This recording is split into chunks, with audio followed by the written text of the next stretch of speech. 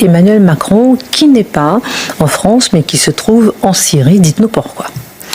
Il y est allé, soi-disant, pour rencontrer le nouveau président syrien, puisque le nouveau président syrien est invité donc à Ankara lors du sommet de l'OTAN, et pour participer en fait à obtenir une part dans la reconstruction de l'économie syrienne.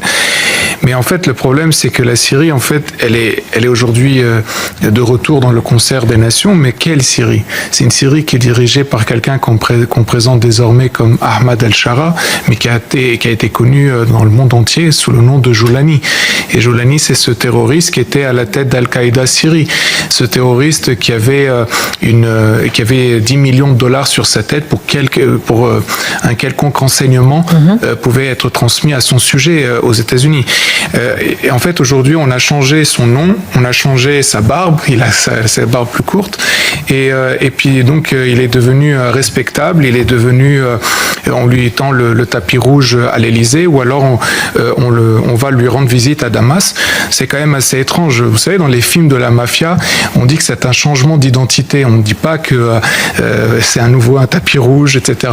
Donc c'est assez surprenant. Mais tout ça a un prix, parce que Donald Trump, vous savez, l'année dernière avait fait une visite dans le Golfe Persique. Il était allé en Arabie Saoudite, aux Émirats Arabes Unis, au Qatar.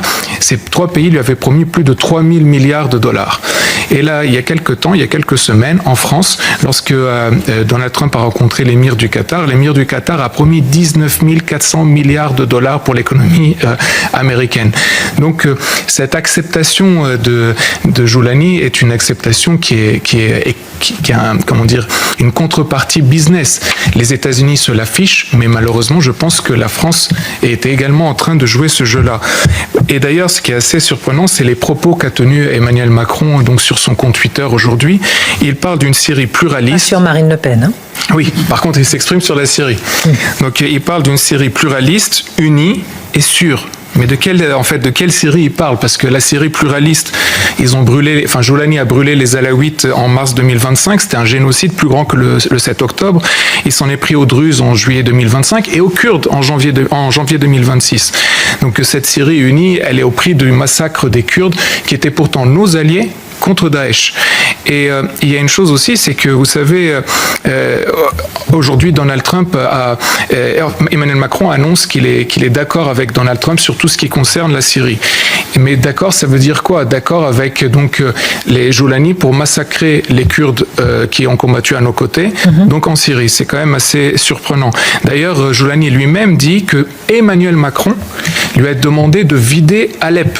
Et il a dit ça en direct à la télévision Al-Shams, et Emmanuel Macron n'a jamais démenti les propos tenus par le président syrien. C'est quand même assez grave.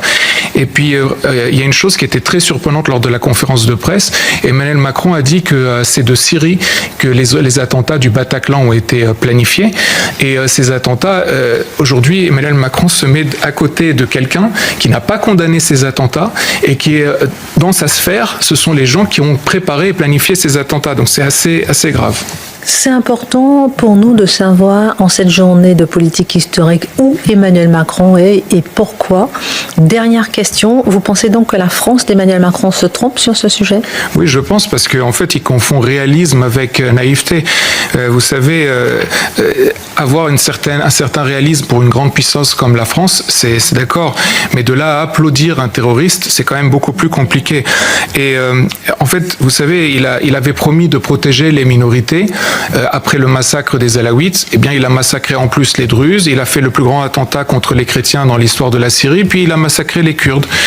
Et comment est-ce qu'on peut croire un homme pareil qui a d'abord, je le rappelle, trahi son propre chef, donc Abu Bakr al-Baghdadi, qui était le chef donc de Daesh, et ensuite il y a des propos extrêmement graves qui ont été tenus là ces derniers jours. Il y a par exemple le journaliste Mathias Sinbar qui a dit que Donald Trump a annulé l'opération israélo-américaine contre l'Iran sous la pression d'Erdogan et de Joulani. C'est-à-dire que Joulani, 25 ans après les attentats du 11 septembre, donc Al-Qaïda Syrie, a une influence sur les États-Unis. C'est quand même quelque chose d'incroyable. Et il y a une dernière chose pour conclure, c'est que il y a également une autre information selon laquelle Emmanuel Macron veut intégrer la Syrie dans d'éventuelles troupes qui seraient mises en place au Liban. Et donc l'entrée de Joulani au Liban, ce serait quand même une très mauvaise nouvelle pour les Libanais. Je rappelle que la Syrie de Joulani a massacré les soldats de l'armée libanaise dans les années 2014-2016. Voilà. Devant toi, le sauveur de la France, nous jurons, nous dégâts, de servir et de suivre tes pas.